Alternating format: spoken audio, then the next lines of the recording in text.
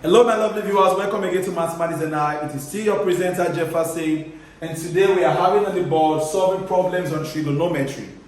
And we were given that if sine theta equal to 12 over 13, and we are told to evaluate the following: tan theta, cos theta, cosec theta, and cot theta. Okay, now when you are given a question like this to work on, the first thing we need to know is that the question, what was given to us was sine theta. And it says sine theta was 12 over 13. Now remember, sine is gotten from so, which is opposite over hypotenuse. So it means in this mass, our opposite here is 12. And our hypotenuse is 13. Because why? According to sine, the formula for sine is opposite over hypotenuse. Now, opposite is 12 and hypotenuse is 13. Now, something is missing. Like we said from the beginning of the class, that a right angle triangle is made up of three sides, which are the opposite, hypotenuse, and the adjacent. But we only know our opposite and we only know our hypotenuse. The adjacent was not given. So what's the first thing we're going to do now? We are going to solve for the formula. We are going to solve for adjacent in this question. Now, adjacent formula is adjacent square is equal to hypotenuse square minus opposite square. Okay, now let's work on this. Now, adjacent square,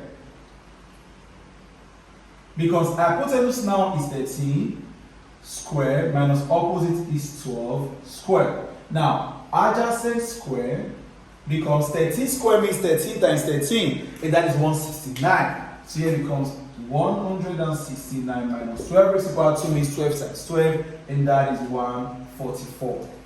Okay, now 169 minus 144 will give us adjacent square becomes 25.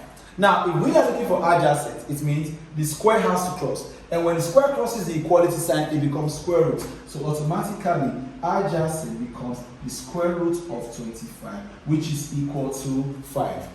Okay, now, this simply means we now know our opposite, we now know our hypotenuse, and now we know our adjacent, which is 5. Okay, because we've got the values of these three sides, we can now solve what we were told to evaluate. Okay, A said, evaluate tan theta. Now, we all know that tan is gotten from 12, which is opposite over adjacent.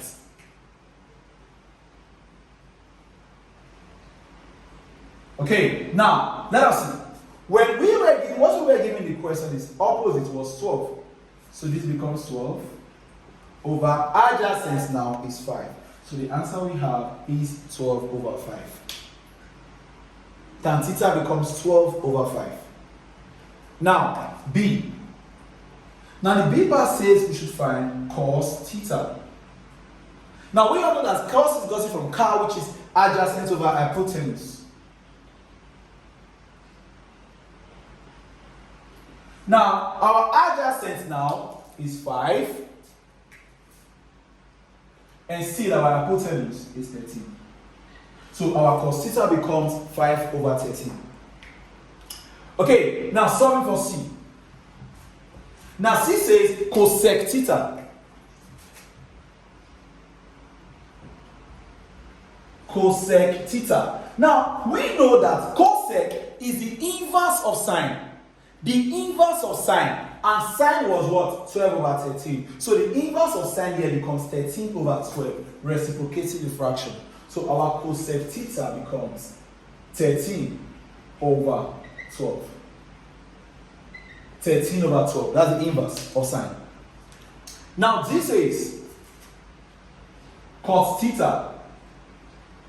And we all know that cos is the inverse of tan. And when we solve tan, we got 12 over 5. So when you now say the inverse of tan, it becomes taking 5 up and bringing 12 down, which is what? 5 over 12. So now class, you see, this is how you can solve for tan, cos, cosec, and whatsoever, given what? Sine, or given cos, or given what? Tan. Make sure that the values of the three sides are known before you start solving the problem. If it is opposite and adjacent that was given, you must first find hypotenuse. If it's hypotenuse and opposite like this question, you must first find adjacent before you begin to solve for the problems that was given to you in the question. Now, I believe with this simple example, you'll be able to solve more problems on trigonometry given this type of what? Question. So we'll meet again in our next video. Don't forget to subscribe. Don't forget to share.